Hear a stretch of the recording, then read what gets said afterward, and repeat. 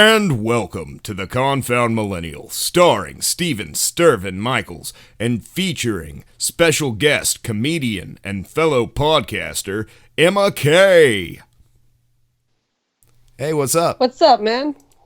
Not much. Just I don't know how it is wherever you're at, but enjoying this just dreadfully rainy Easter today.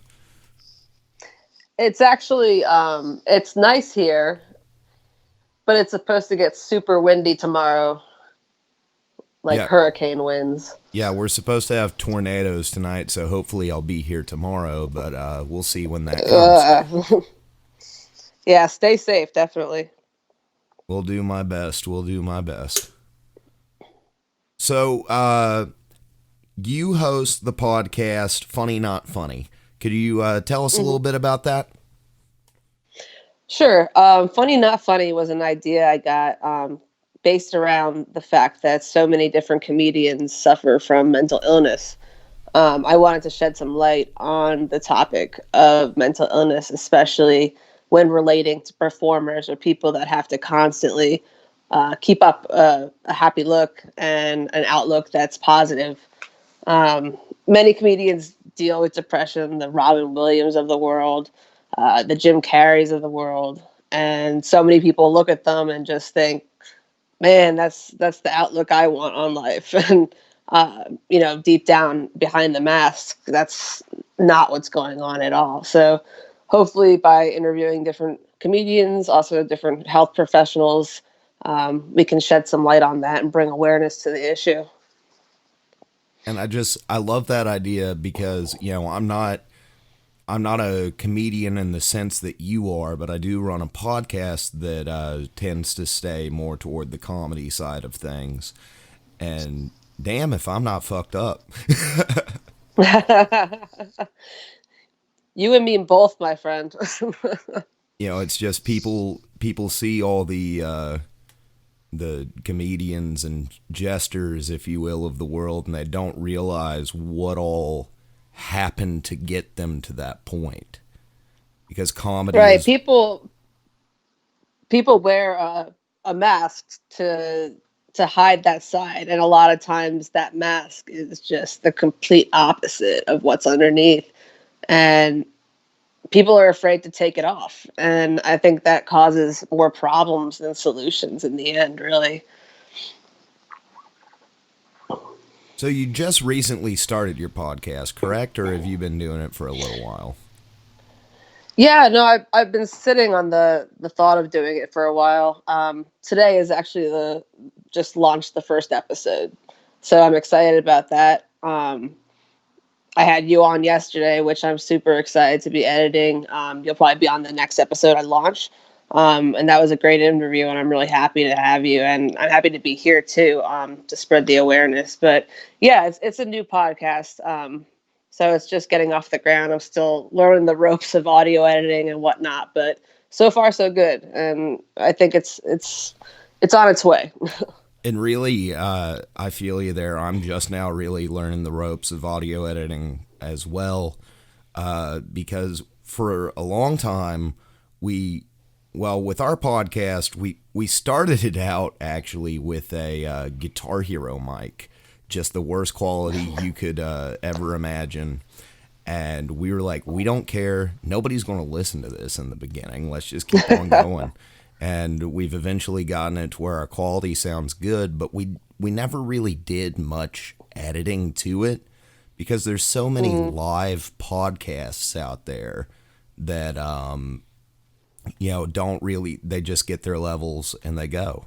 And you hear lip smacking, people go and stuff like that. And we decided to keep the ums and the ahs and make it a real conversation. Don't make it sound robotic.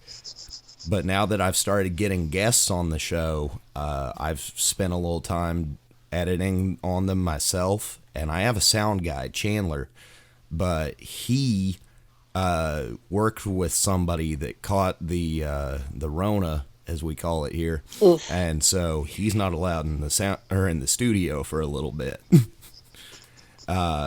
Yeah, best to stay away.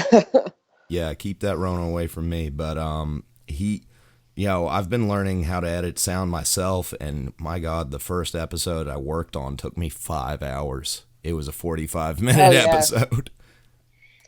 Yeah, the interview, one of the interviews I did yesterday, I guess in total without editing was about 25 minutes, and I maybe spent 2 hours on it yesterday and probably another 2 hours on it today. And I know it's not flawless by any means. And I kept a lot of the uhs and the ums in there because, like you said, that's a real flow of a conversation. I don't need it to be a textbook like answer question, answer question. I want it to be casual. So it's not perfect, but it'll work. It's a good start. Right. What I figured out about doing online interviews is the hardest part is just there's a little bit extra dead silence while you're waiting on somebody to reply. Yeah, it seems to be that way, but I think it might actually be a little better just because then there's a space in between and you have a little bit more leeway to work with when you're editing it in the end. I just know the episode I did with a girl, Lauren Babick of the band Red Handed Denial, I cut out 5 minutes of dead silence out of that thing. I cut out at Oh wow, least that's 5 minutes. quite a bit. Yeah, it was a very like there's nothing wrong with her and me. It was a great interview. It was just it took a while. I was a little starstruck to be honest. And there was one moment where I just stopped talking for like 10 seconds, and my sound guy Chandler he turns around and he's like, "Dude, what are you doing?" And I'm just like, my mouth's open, nothing's coming out, and it's just hitting me like I'm talking to one of my favorite singers. Yeah, absolutely. Yeah. It can get nerve-wracking. You're kind of on the spot and yeah, you're trying to stay conscious of what you're saying and how you're saying it and how you're going to edit it. And I'm starting to realize it's just let it go, man. Just let it go with it, and whatever comes out. But stay true to it, you know. Right. So, what podcasts, like, do you listen to podcasts yourself? I assume you do. Most podcasters do. But my sound I guy, d- sorry. I That's okay. I listen to podcasts. Yeah, I actually only got into listening to podcasts about a year ago when I decided to start this one up. Um, Oddly enough, almost none of them are comedy related. Really? The majority of them are true crime, mystery, that kind of stuff, and I've always loved that stuff. And honestly, I really only listen to them when I'm in the car because it keeps me focused on something. When I'm home, I can't. I don't know. I'm too distracted, too ADD to really sit down and just listen to something. But yeah, I mean, most of the podcasts I listen to are completely different than the one that I actually do. It's like my ADD, it keeps me from doing anything but listen to podcasts. I can't sit down and watch a movie. I can't sit down and watch TV. I can barely play a frickin' video game. But I can do all those things at once and listen to a podcast. Yeah, no, if it's all at once, then yeah, absolutely. But I can't read a book for the life of me. Oh no. If I open a book, I will read that one page about 70 times and I still can't tell you what it's about, like whatsoever. But TV, I can handle about an hour. Movies are rough, and then yeah, podcasts I have to kind of be like forced to focus on it in order to really let it sink in. Yeah, I think there's in the past 5 years I think I've read 3 books.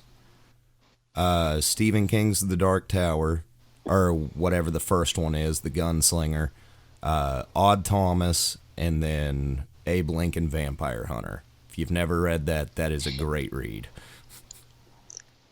It's actually funny. That's one of the books I had bought a couple of years back saying, I'm going to get back into reading again. And this is what I'm going to start with. And I did like same thing. I opened it up. I read like 3 pages and I was like, maybe later. And then I just never got back to it at all. I don't even think I've read 3 books in the last 5 years, to be honest. Well, I guess I'm doing good then. So, You're ahead of me. yeah. So you do, how long have you been doing stand up comedy?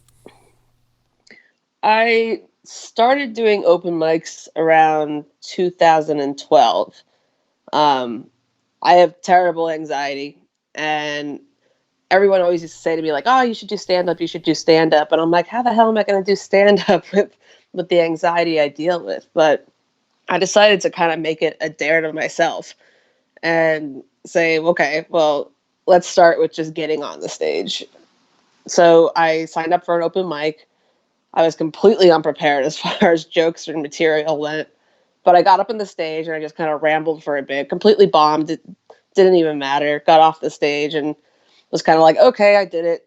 So, I've won. And so I didn't do it again for about a year. And one day I just kind of like woke up and I said, no, I want to get this right. If I'm going to do it, I want to do it right. And so I started to write out material and jokes and kind of formed my own persona for the stage and started doing open mics again and had a much better reception. And so practiced for a bit and then started doing showcases after that. And yeah, here we are, I guess. You said you developed a persona. What's the difference between you on stage and you off stage? I'm very awkward in real life. Uh, Awkward in like a funny way, a sarcastic, funny way, I suppose. I'm friendly, but it's hard to explain. I don't know. But on stage, I'm like a cocky bastard, which Okay. is the complete opposite of who I am. But I just come off like a dick, and and I kind of do it that way as a form of armor, so to speak, so Right. that I'm the intimidating one instead of the crowd being the intimidating ones to me. So it's more me representing that personality on stage than it would be me trying to represent myself. And See, that's a lot less scary to me. right, I get that because I love acting, but I deal with extreme social anxiety, and if you ask me to get up on a stage as Steven and deliver some sort of monologue or something, that's one thing. I've done a few monologues and stuff that I've written as myself, and that's nerve wracking. But get me up Hmm. as Joe Barkley, the friggin' park ranger about fire safety, and I'll talk about fire safety for fucking 15 minutes. Like Yeah, just no, give me it's a amazing what you character. can pull out of your ass when when you're just kind of up there and it doesn't have to really relate to you at all. I go by a stage name. I mean, my real name's Emma Kieran. I go by Emma K. Why? I don't know, but it makes me feel better about the fact that maybe people don't know like the full person I am, and I can just hide behind the name a little bit. But yeah, with me, I go by Steven Stirvin Michaels, and if you're if you know me, you know that that's not my real name, and most people that listen to the podcast know it's not either. But it's more at this point, like I don't really. It's not really a stage name. I just don't get along with my family, Fair enough. and and I plan on having my little brother come on the show every now and then, and I don't want it to get back to him because he's a YouTuber, and I don't think my fans really need to be crossing over to his fan base. Understood. Yeah, totally. But it angers me. I mean, not really angry. I'm proud of the little crap, but today I went over for lunch, and he was like, "Now, brother, I don't want you to get mad at me, but I want to show you something." And he had a video with 100,000 views on it on Oh YouTube, wow.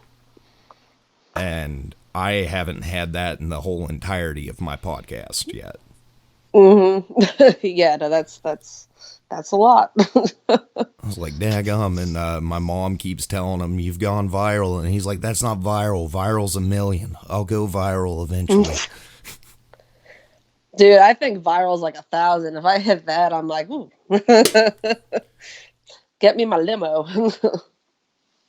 Right. I did something with on Instagram with a couple hundred views a couple weeks ago. I was like, "Oh, I'm doing good now.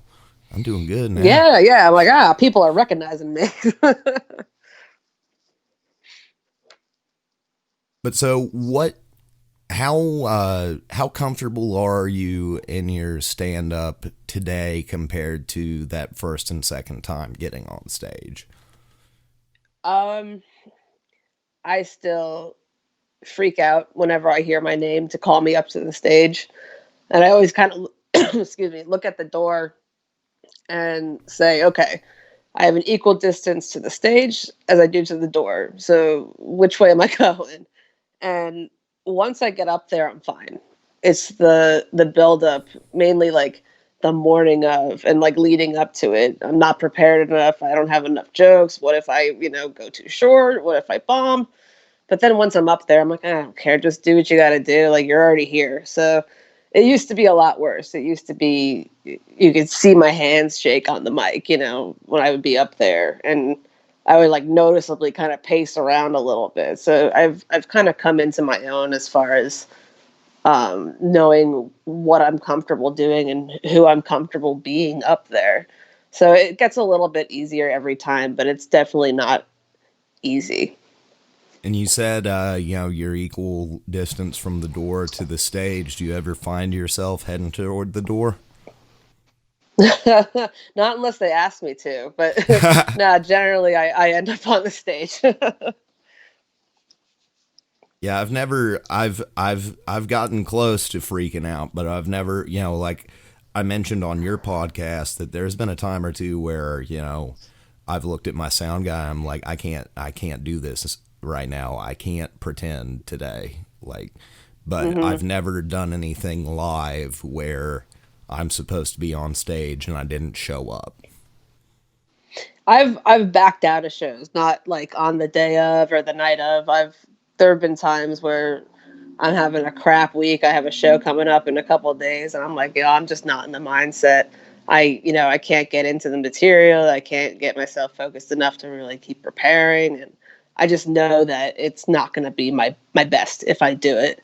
So I will just, I'll drop out, and then I'll pick up another show a couple of days later, a week later, and kind of focus on trying to get me back to that point that I need to be at in order to get on stage, because it is therapeutic for me.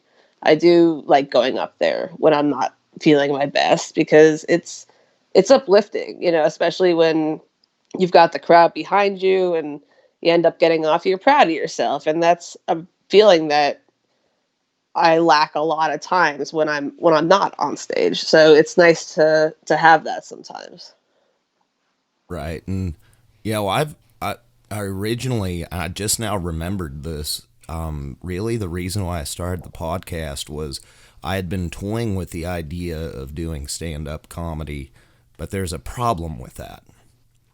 I live in the middle of Northeast Georgia, in the middle of the mountains, hmm where I would have to drive all the way to Athens or Atlanta to have a chance of finding a comedy club. So it's Right. not really an option for me. It's easier a little bit around here. I'm in northern New Jersey, so I'm there's a scene down in southern New Jersey, which isn't. I mean, Jersey's small, so it's not too far from me. But I'm closer to New York, so I get lucky in the sense that I've got the city there, and the only thing that's shitty about it is that the city's full of people that are trying to make it big, and that's not necessarily my goal. I'm doing it because I like it. I'm doing it because it's fun, it's entertaining, but I've got a lot of other comics out there judging me hard, and it's almost a competition, and I don't like it like that. I'm always sitting there rooting for other comics, because we're all in it together. It's like a family, but some of them just take it to another level. And the Jersey scene is a little bit better. They're a little bit closer, and everyone kind of knows everybody, but it's everyone for themselves in New York. And I'd always kind of wished I lived in a smaller city, that maybe like a little bit less competitive and a little less cutthroat. But you make do with what you got. Well, you'll find cutthroat people everywhere you go. I tell you, the most cutthroat place I've ever worked at was a Subway. Really. Like making sandwiches. Everybody was backstabbing and trying to. There was a time where like five of us were trying to be assistant manager at one time, and we were all just screwing each other over. It was awful. You'll find Do they really call you a sandwich artists or something like absolutely that? Or 100%. well, that would make anybody competitive. I mean, I prefer a you sandwich sign your work and artiste. stuff. My gosh, it was just. Unbelievable. But even in this small little town that I live in, everybody's cutthroat. They've got a big city mentality in a small town where really we're all in this together. Yeah, especially times like right now. It gets messy. Like right now, I'm dealing with my landlord decided this would be a perfect time to raise rent by $225. What? I'm like, dude, we're like freaking out. We don't have jobs. Why raise it right now? And he's like, I get that you're stressed and we're stressed too. And you ain't stressed. You might lose a car. I might lose my apartment. Come on, man. Yeah, man, that's obscene. That should be illegal. I mean, it's sad. I mean, all right. So my mom passed away on last Sunday from the virus, and this week has been. It's just I don't know. I just keep seeing the world like turning. At the beginning, it was everyone was together, and now everyone's just going nuts against each other. And I'm sitting here like, man, like it put things into perspective of how we need to just take a step back and look at the situation and say, look, we're all human right now, and we need to focus more on that aspect than the money aspect and being greedy in a time like this. And it's hard, but it's necessary. Right. I read something near the beginning of this all that said, during this, we're all going to see everybody's true colors. The good people are going to It's true. become heroes, and the bad people are going to become villains. What you see. Yeah, Yeah, I was gonna say, it's like that with so many, you know, almost tragedies in a sense, especially like up here when 9/11 happened. It was, it was such a, it brought us all together in a terrible, terrible way. The same with like funerals, you see the family you never talked to or the people that you've dropped out of your life, and you can have a pleasant conversation with them, and you can have you know, the, the pleasantries and whatnot, but you still have in the back of your head that, there's something wrong here, and I don't necessarily think I would have this conversation unless it was for this tragedy, and that's sad. But if that's what it takes, that's what it takes. right. I always thought the phrase was weird. I'm the kind of guy that laughs at a funeral until I found myself just losing my shit with my cousins in the back at my Hmm. grandpa's funeral. And it's like, we were all bummed out. It wasn't that we were being disrespectful at all. It was just that we were all in the same boat and we were all trying to make each other smile for a second. Yeah, and I mean that's honestly sometimes the only way to get through it. And also some people, I mean, with the way that they grieve, my mom was like this. She would, if she went to a funeral, she would just burst out laughing. Like for no reason, like no one had to say anything to her. She would just be sitting there laughing. And I would always look at her like, "What the hell are you doing? Are you serious right now?" And she's like, "I can't help it. I can't help it." I was like, "You need to leave. Like this is bad. Like you're the only one." But yeah, I mean, Mama, if what you is you can't doing? laugh, then what's the point? Right. And, I think, that's a reason why I started the podcast. And I mentioned this on your show, is just that, I had spent a year of just not really having many friends. And I was just listening to a lot of podcasts that were comedy, and they were really getting me through it. And it reminded me of when I was in middle school, and I didn't realize that I was dealing with depression, anxiety yet. I just thought I was a middle schooler. And Hmm. there was this YouTuber named Olin Rogers. Have you ever heard of him?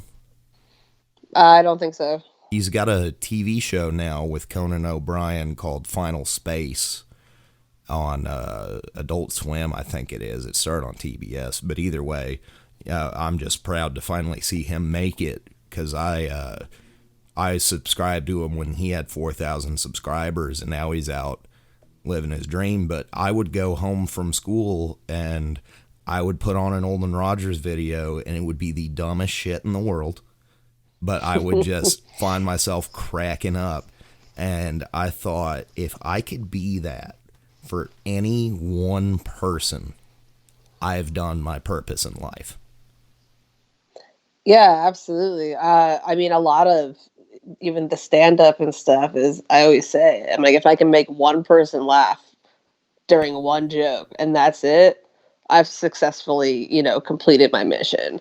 That's what I'm there to do, is to tell jokes and to make people laugh. And I've kind of carried that over into my personal life as well. And I've almost made it my purpose to make sure that every chance I get to make someone smile, I'll utilize that and I'll take advantage of it. And it's I appreciate it when people do the same for me. It's laughter is, honestly, it's the best therapy, at least for me. Right. One of my favorite parts, and I'm calling him out right now, Caleb. I'm calling you out. You hadn't Snapchatted me in a while. I used to look forward to the days I released episodes. He would wait until he found a part that either he didn't agree with or that he thought was funny, and he would take a Snapchat video of him like listening to it and replying to it, and that would just crack me up. Like, here I am Yeah, trying it's to the make little him things. laugh, and he's taking my exact thing that made him laugh and turning it around and making me laugh all over again over it. Well, I mean, that's a compliment if I ever heard one, honestly. But yeah, he's one of my I've known him since I was 13 or so, and he's been the biggest supporter of the podcast that I could ever ask for. He came up with the intro music and everything, and if I ever tell him, like, he lives 2-3 hours away, but if he's ever in town, I'm like, hey buddy, I'm down an episode, and he's like, I'm on my way. I don't care how much my wife's going to yell at me. Yeah, everyone needs a friend like that. Everyone needs that person in their life. It's almost crucial to have that not only the person that'll make you laugh, but the person that you can totally rely on at any given point. So with your podcast, has there been any thought to taking on a co-host, or are you just going to try to interview someone for every episode? Right now, I have it kind of set up in my head that we'll just have a guest on every episode. But I was actually talking to a friend of mine who is a licensed social worker, who I was thinking about maybe teaming up with, and if not for every episode, maybe a couple episodes here and there, and have the two sides of things, and have the clinical side of the mental illness aspect, and then also have the personal side of hearing people's stories and hearing their personal experiences and what they deal with, and maybe diving a little bit deeper as to why and what the coping mechanisms are for and what's healthy and what's not healthy, and maybe make it a little bit more informative as far as educational wise, because I think a lot of that is super important also, not just knowing that people may have mental illness, but learning about what the mental illness is and how it impacts people. I really like that idea. Actually, that's really solid. But Thank you. my biggest advice that I could give to a podcaster starting out is, well, two things. Always have a friend that would be down for a last minute podcast, and then always Yep. keep one in your pocket. Yeah, that makes sense. I mean, the one good thing about starting up is that you create a little bit of buzz and people are excited to just to be a guest. They can just to promote themselves, promote their show, even if they're just really into the topic, and all those things are awesome. And I have a handful of people that I can that I'm waiting to interview right now, and that's great. But you think about it in the long run, you're like, okay, I've got five people, that's five shows.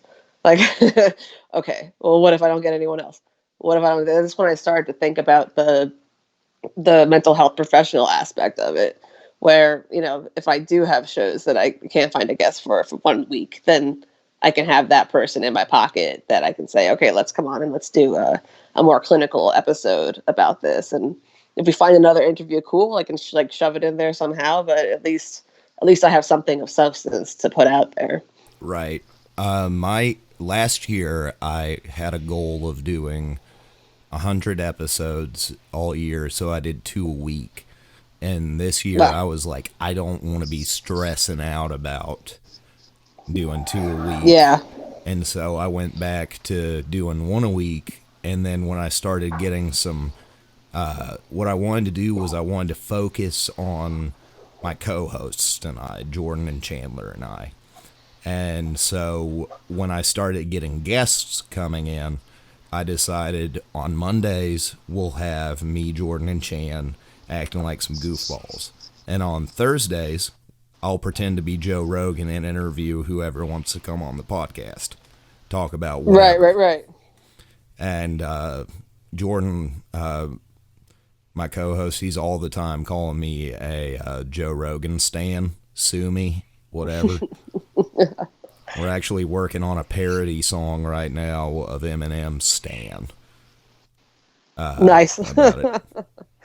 But, you know, once I hit back to 2 episodes a week, I've got, you know, until I've got till the end of April already scheduled out, but I'm still like, okay, what happens next? Like, who's the next guest? Yeah. Like, It's really easy to get ahead of yourself too much, and then, you know, it becomes such a stressor that it affects what's going on in the present. And, you know, you gotta, it's, I mean, I'm saying this as if like I don't deal with it too, you know. It's just that whole take a deep breath and live for what's happening right now and not so stress too much in the future. But it's not easy, man. Like anything that has to do with scheduling or finding a person or just having some kind of task at hand in the future, it's, man, it's daunting. It's so daunting, and I'm learning that now. yeah, and I never want to get too booked up.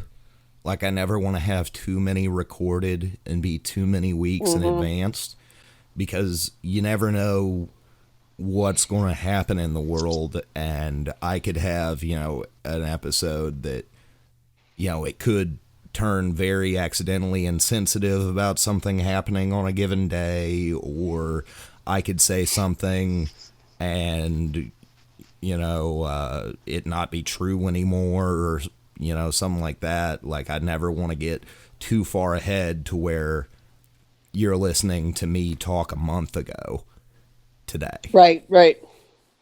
Like, I mentioned that today's Easter, and obviously you're not going to be listening, or the audience isn't listening to it today. But, Hmm.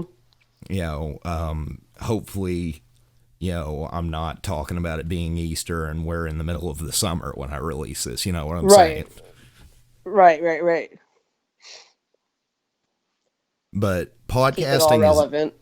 podcasting is probably the funnest thing that I've ever done. Honestly, I've been just like sitting here and doing the interviews and even just the editing and setting it all up and the music and stuff. I've had a blast because my like real job was being a video editor. So it's very similar in the sense of, you know, the cuts and being so meticulous with the timing and frame by frame by frame. And I'm okay with that. You know, I like that stuff, and it kind of brings me back a little bit to doing that, which right now is kind of on hold because the whole world is on hold. But Right. it keeps that like that entertainment part of me and that passion in me going, so to speak. And it's nice to have something to edit that's your own and not just someone else's. Right. And, you know, not to say anything bad about my buddy Jordan, but he doesn't know video or audio. I don't know video, just now learning audio. And then our sound guy, he's actually a, you know, we kind of try to keep him a little low profile because he's a sound guy from a church. Okay. But he's the only one that really knows what the hell he's doing, and none of us have any idea what we're doing with video, and that kind of sets us back because, you know, a lot of YouTubers a lot of podcasters these days are doubling up on video and posting it on YouTube, and that's where they're getting the majority of their listens and stuff. And Yeah, I've seen that a lot with different things, and I've thought about it. I kind of thought about it in my head, like whether or not I wanted to start out doing both and whatnot. I was like, let's just start out with audio, see how it goes, and then, you know, if it ends up being something that I really want to stick with and keep going with it, then we'll talk video. But yeah, it's good for people that do have that fan base and that listening, you know, all the subscribers, because sometimes you need like the visual to really concentrate, and right. that's an important aspect of it. And really the most we've ever talked about, I mean, we've talked about obviously setting it up to where we got cameras, but whenever we start talking about getting cameras, we're like, hell man, if we're getting cameras and video editing equipment, why don't we just do like a web series? And so we've joked around on the idea of starting a web series, like with short, like 5-minute episodes based on the previous season of the podcast. That's not a bad idea. I kind of like that idea, actually. So it would be, you know, if, you know, let's say that I released it now, you know, my sound quality would be great in the podcast, or the best it's ever been, at least. I'm not going to toot my own horn. But, you know, in the web series, it would be about us trying to hook up a damn Guitar Hero mic to a laptop that barely works. Right. Because that's going back to basics. I mean, we've had a hilarious route all the way here. Like, it's just been low budget as can be, and we've already made rivals and stuff with other podcasters. Not that, you know, they even know there are rivals. I had these guys on in season 1 that do they have their own short film studio, and they go to all these short film what would you call it, competitions, festivals, and enter their stuff in all the time. And I did an episode with them, and it was the worst one I've ever done. I felt like I was pulling teeth. Really? Like, not to say anything bad about the guys, it was just like they had done podcasts before, and I'd listened to a couple of them in preparation, and I couldn't get them to talk. And it kind of felt like... that's unfortunate. It kind of felt like they were kind of judging my budget equipment that I was using. We had moved on past the Guitar Hero mic at this point. I'm sure. But the thing is, they're kind of local legends around here, and anything they do, people are ready to back. So he decided a couple months after it that he was going to start his own podcast. And he's already on video. He's got better equipment than we do at this point still. And I'm like, man, I'm gonna outdo Luke. Like, I don't care what I gotta do, but I'm gonna get more listens than him at the end of the day. We all need a rival, you know. We all need a competition. We all need something to strive for. He's my Gary motherfucking Oak, you know. Pokemon. There you go. But, and it's been a weird day. All I've done is nap today. I woke up just to do this podcast. Yeah, no, today's definitely, I didn't even realize that today was Easter until you had said something about yesterday about finding out, you know, family dinner plans and whatnot. And I was like, okay. And then I thought about it, I was like, oh, right, Easter dinner. I was like, you know, right now I don't even know what day it is at any given point. It still feels like March to me. Yeah, the only reason I know the only reason I know it's Sunday is because it's Easter. Yesterday I was like, it's Friday, Saturday. Hell, is it Wednesday? I can't even tell you. But so during this quarantine or whatever you want to call it, have you been using the time to work on your stand up more, or just really focus on the podcast, or a little bit of both? I've been doing basically I've been doing Facebook live videos and at night, and I've gotten all this goofy crap, all this face paint and costumes and props. And so like every other night I go on Facebook live and I just do whatever that, like last night I think I did like a cyber goth look, and then like Yeah. 2 nights ago I did like a juggalo, like really just random stuff that that keeps people entertained and it keeps me busy. So not so much stand up stuff, but I've definitely still continued, I guess, entertaining. Yeah. Um, the past few days I've been focusing mainly on the podcast. Since I've been quarantined, I basically have been setting up everything for the podcast, the software, the interviews, the all the anchor shit and everything else, and preparation for everything. So now I'm shifting my focus a little bit more to that than I am to the goofy stuff, which will still happen, but Did you but say it's Anchor? fun either way. What's that? Did you say Anchor? Like the podcast app? Yeah, So many yeah. people, like, I feel like professional, air quotes, podcasters, like, throw some shade at Anchor, but my God, that's the best podcasting tool I have run across in my entirety of doing this. It's so Yeah, I simple. mean, what I've found is the only thing that I don't use it for is recording. Everything else, I throw it right back on there. Right. And, we're we're seeing just an influx of podcasts right now, and I'm interested in seeing, once this all blows over, how many people still stick with it. And I really like your idea, and you've probably already got a listener in me and my group. So just keep on going. Don't let, whenever the world gets back to doing its thing, keep finding time to podcast, because it's great to have something to give you a little side purpose. Yeah, thank you very much. I really appreciate that. Hopefully, I'm doing it more for the awareness of it all, than the glory, so to speak. But yeah, I appreciate that. And, thank you for having me on so that I can spread the word a little bit and chat with you. You got any social media stuff that you want to shout out or anything? Sure. You can find me on Facebook at Emma K Comedy, and you can check out my website at emmakcomedy.com. Obviously, I don't have any shows coming up at the moment, but you can check back and they'll be listed there. Well, a lot of people are doing. Well, I guess stand up wouldn't really work well. I have a lot of musician friends, and they're all doing live shows on Facebook and stuff. And I guess that's Yeah, kind of what you're doing with the th- makeup tutorials or whatever.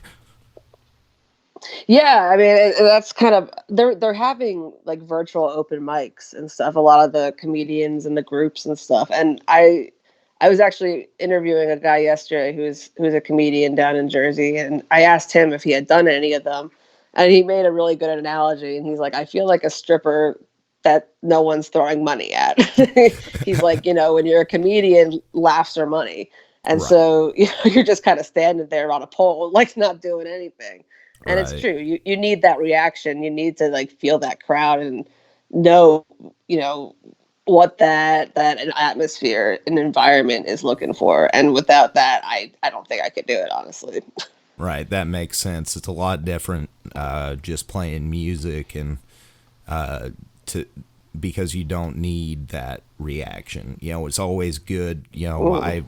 My friends are metal musicians for the most part, so it's always good to see people moshing and losing their minds, but you don't require that to keep going. Right, right. Like Yeah, no one's throwing money at you. musicians, they record their albums by themselves, and you don't have an Hmm. audience. But stand up, regardless of what it is, old school album, Netflix special, whatever, you gotta have that audience. You need a reaction, A and people laugh feed track off won't of each work. other with that reaction. Well, have you got anything else that you'd like to throw out before we go? No, I think I'm good, but thank you so much again for having me. I appreciate it, and thank you for being a guest yesterday on my show for the up and coming Funny Not Funny. I can't wait to get that show edited and out for you. I will probably try to release this around the same week or week after you release the episode I did with you. But thanks for coming on. Thanks for, the little cross promotion. I wish you the best of luck with your podcast. Funny Not Funny. Check it out. And this has been The Confound Millennial, starring Steven Stirvin Michaels and featuring Emma Kay of Funny Not Funny. I'm tired of these confound millennials.